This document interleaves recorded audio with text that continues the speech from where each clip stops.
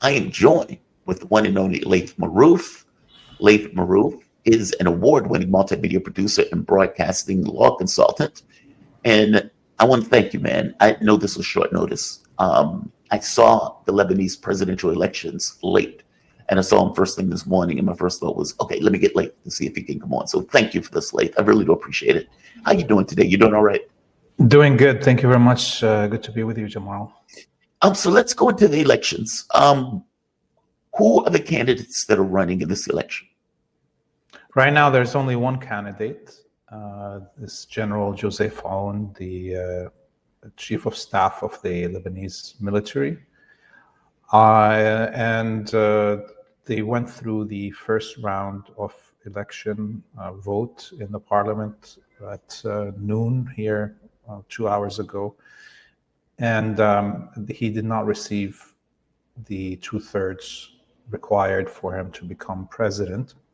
Mm-hmm. People should, I guess, understand a few things about the Lebanese system. Number one is it is a sectarian system, and traditionally, although it's not written into the constitution, the president has to be from the Maronite sect of Christianity, which limits the number of candidates that are out there.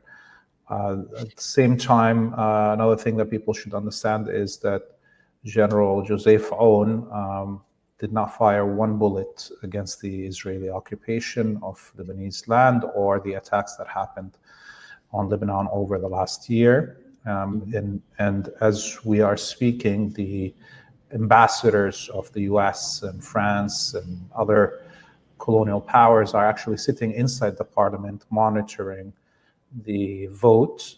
And what had happened also is that the majority of those who voted abstentions or put other names, wrote in the choice is sovereignty and independence and the Constitution. Because yes, so because what we have right now is it is unconstitutional for any serving general to be elected as president.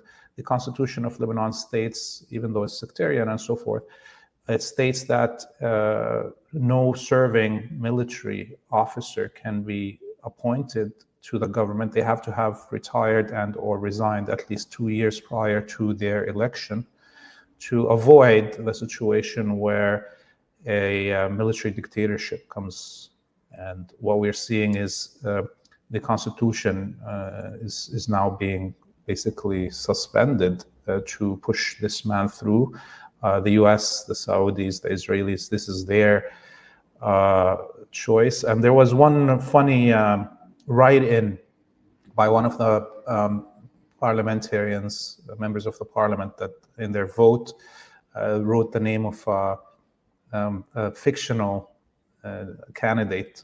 It was Joseph Amos bin Salman, which is a combination of Joseph Aoun, Amos Hochstein, the American envoy, and Mohammed bin Salman, the crown prince of the Saudi Arabia, which is probably the most truthful name for whoever is going to come into power as president of Lebanon. So now we're waiting. They're starting the second round of votes, and there is a push to suspend the requirement of 2/3 majority for the president appointment, and we'll see how that goes. They're just starting right now the vote. You got to, so, okay. How are they allowed to put in a general, but they're not?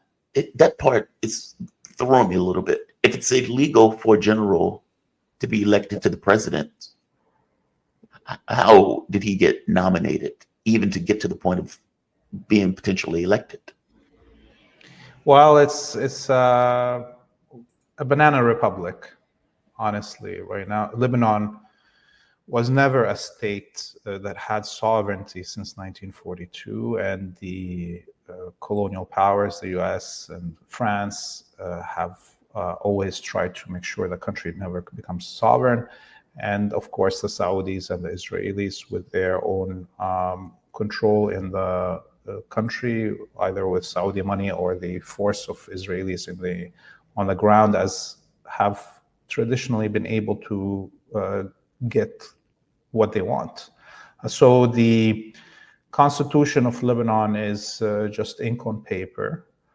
And whenever they don't want to accept a part of this constitution that is written by the colonial powers, they just suspend it as they wish. And this is what's happening. The Phalange Party and the Kataib Party, and that are controlled by the French and the Saudis, are the ones that put the name of Joseph Aoun on the ballot. And it seems like the Speaker of the House, Nabih Berri, who belongs to the Amal party, is allowing part of this charade to go on. We'll see today if they actually appoint a president, but over the last 2 hours, there was meetings between General Joseph Aoun and the members of the Amal party parliamentarians and those who also belong to the Hezbollah party. Maybe they were trying to give them some guarantees that him coming into power will not mean an attack on the Shia in the country or the resistance. And I don't know if Hezbollah is going to believe that. Well, I mean, people are saying that the fact that General Joseph Aoun was even nominated is indicative of weakness of Hezbollah, that effectively the war that has taken place and the damage to Lebanon has created a weakness in the context of Hezbollah, making them unable to put up political resistance against this choice. Is that true? Well, I think it's more the loss of Syria, the destruction of the Syrian state, is what's causing the imbalance. On the ground, Hezbollah is still the strongest force in Lebanon militarily. It still has the most votes within the population in this charade parliament of any party. But for the last 50, 60 years, Syria has been the balance to Saudi and Israeli influence on the ground in Lebanon.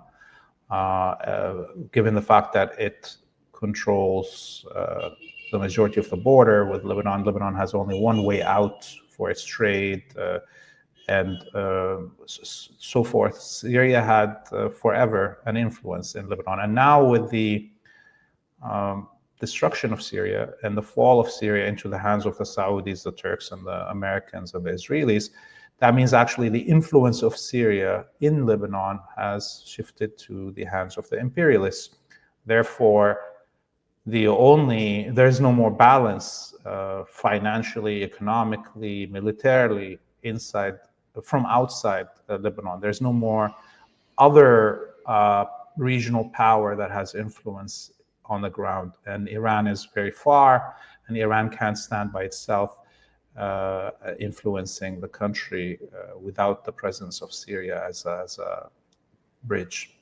But how does that affect them politically? Like, if Parliament is a charade, how does Hezbollah have more votes? I don't get it. Like, meaning, if you're right, and look, you know this better than I would, and as you put it, Parliament is a charade. Like, this isn't real. This is, there are so many other influences that Lebanon is not really getting its say. But you also point out that Hezbollah still has more votes. So is it they just don't have enough votes? Is that what's going on? So because of the sectarian form of how seats are reserved by sects, even though Hezbollah has the majority or the largest block of votes in the country, it doesn't translate to the largest number of seats in the parliament. Okay. So, for instance, the lowest number of votes that a Hezbollah candidate received in the parliament in Lebanon is a couple 100,000 votes, while the Phalange and the Kataib and or these new parties that the U.S. created in Lebanon during the last election, some of them got a seat with 200 votes. Oh, Okay. I see. I Okay. see. So in reality, the parliament doesn't represent the democratic will of the people. Imagine, everybody outside. This is what's crazy. If our viewers want to understand it, countries like Lebanon or Syria or Iraq, anybody in the world outside the empire are required by imperial decree to have consensus rule, divvied up by sect and ethnicity and guaranteed vote seats for everybody. You're not allowed to have winner takes all elections, right? But the U.S. has winner takes all elections situation, and there's not allowed any division on ethnicity. It's not like there's a black party in the U.S. and reserved seats for the black population or the Latinos or whatever it is, or the Protestants and the Catholics and the Jews. That's not the way it works in the U.S. And of course, there's all these actually layers that makes it not a real democracy, including the electoral college votes, right? So in countries like Lebanon, where everything has to be consensus, it means you'll never have a sovereign country and or decisions that are not somehow affected by influence of a minority. I see. And answer me something else. How is the fall of Syria influencing the politics? Meaning, understand that with Syria falling, there's an influence of Iran or something like that is not necessarily exerted anymore. But I don't quite understand. Like, explain it to me like I was a child. Okay, so the civil war happens in Lebanon, 1970s. It ends in 1980s. Right. A conference happens in Saudi, in the town of Al Ta'if, which brought together the Syrian government, the Saudi government, and the national parties of Lebanon, where the Ta'if agreement was signed, which is basically a division of influence between Syria and Saudi Arabia over the political landscape of Lebanon. And it meant that these two parties, the Saudis and the Syrians, will not fight inside Lebanon over influence, and they will guarantee that their interests are not harmed in Lebanon. Mm-hmm. And since Al Ta'if, this has been what stabilized Lebanon, not to fall back into civil war.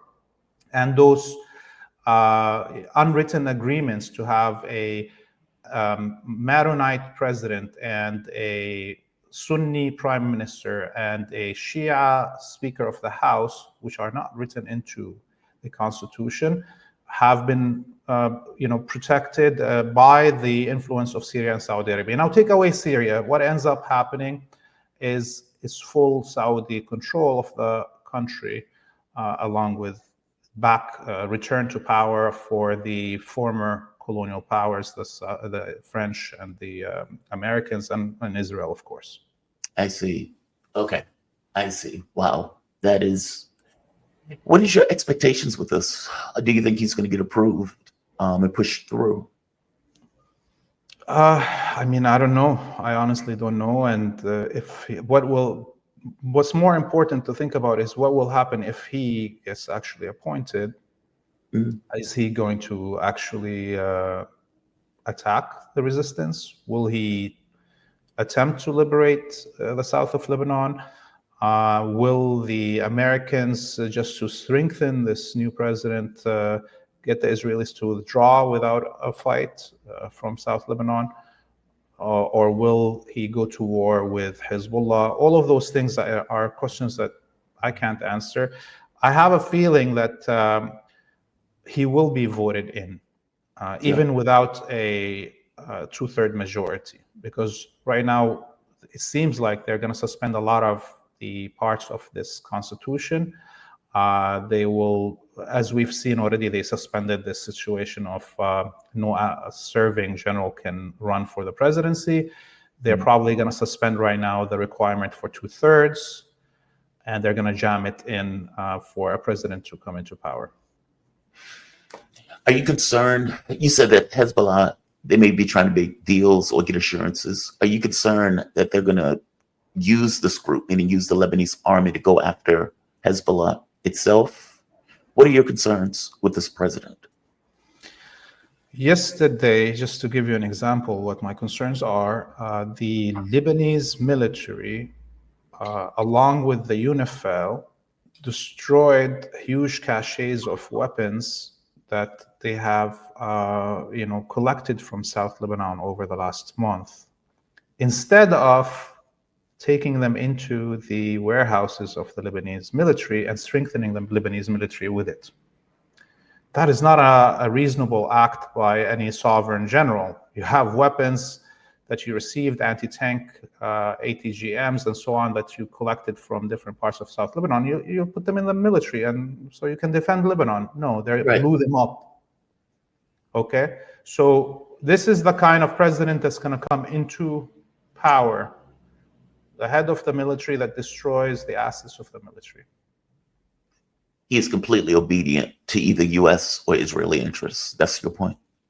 That's my point, and I don't think anything is going to come out good from his appointment as president if it happens. What is the word on the ground, like on the street? What are people saying? Well, I think everybody's right now glued to the television, and so you can tell the streets are empty. Everybody wants to figure out what's happening in the country, and I think the uncertainty is increasing actually with this election. Maybe some people thought, well, we've had this vacancy of the presidency. By the way, for 2.5 years, there was no president. And we've had this temporary caretaker prime minister and cabinet for almost 3 years. Well, we have all this chaos around us. Let's appoint the president and try to elect a new cabinet so we can have some stability in this instability in the region. That's probably some people. But what's going to end up happening is actually this is going to increase the instability of the country because of the full imbalance within the government. Although we've been told everybody has to agree to consensus. Lebanon is all about consensus. Well, right now, we're breaking that consensus to bring Joseph Aoun into power, and that's going to create internal strife. What is Hezbollah thinking right now, and where do they fall into all of this? I'm not sure what are they thinking, but I can tell you from what had happened over the last 6 months, the attacks on Hezbollah by the Israelis, the assassination of political figures in their theater and so forth, it must have, brought in more of the party have started remembering the days before they entered politics, how that was much better for them. Okay. Number one, because they were not, Hezbollah was not associated with the corruption in the government prior to its entry into politics in the 2000s. And also, it allowed them maneuverability to remain as a resistance group, not a political party that could be bargained with and or enticed to take different positions. And so what we will see probably, I think, over the next year or so, of even from the military activities of Hezbollah, is that it's going to return more towards being a resistance group than a political party, and I think that will save it. Okay, now that Syria has fallen, though, how is that going to work? So part of Hezbollah, or at the very least, they were getting very much support from Iran. And correct me if I'm wrong on any of this. Syria was this kind of gateway for them to get support from Iran. where would that support come from now? I mean, is it still coming from Iran, but through a different route? How are they going to continue to resist with one of their main benefactors being destroyed? Yeah, I mean, I think Syria right now, it may look like it's fully under Western control, but it's just the beginnings of really what happened. And I think the Americans may have bitten more than they can chew, the Israelis too, and there's going to be a resistance, movement in Syria against this occupation. And at the same time, because the Wahhabi death squads that are in control of Damascus are mercenaries, and they are working with, people of their same caliber right now that they're putting into government and or the military. That means that we have a corrupt regime, that in reality, the weapons will continue to enter Lebanon from Syria. You just have to pay off some people, right? It's a I see. smuggler, gangster government. So, of course, this is not going to stop the weapons coming through Syria. It's just going to make it a little bit more expensive because you have to tip off more people. Is the Lebanese military fighting the jihadists in Syria? There were reports that there were border skirmishes between the Lebanese military proper, I don't mean Hezbollah, I mean the actual Lebanese military, and the jihadists that are in Syria. Is that true? Yes, there was a few skirmishes. One of them last week, actually, the jihadists the Wahhabis had entered Lebanon from a illegal kind of crossing point and attacked the Lebanese position military, and then the Lebanese military chased them back into Syria. So, this is all part of the pressure tactics that the West has on Lebanon. They stabilize the border with Syria, and while Israel is still occupying the south, that's like a vice pinch, on a pincher kind of. I don't remember the Yeah, term no, right I know now. what you mean. Yeah. Pincer, yes.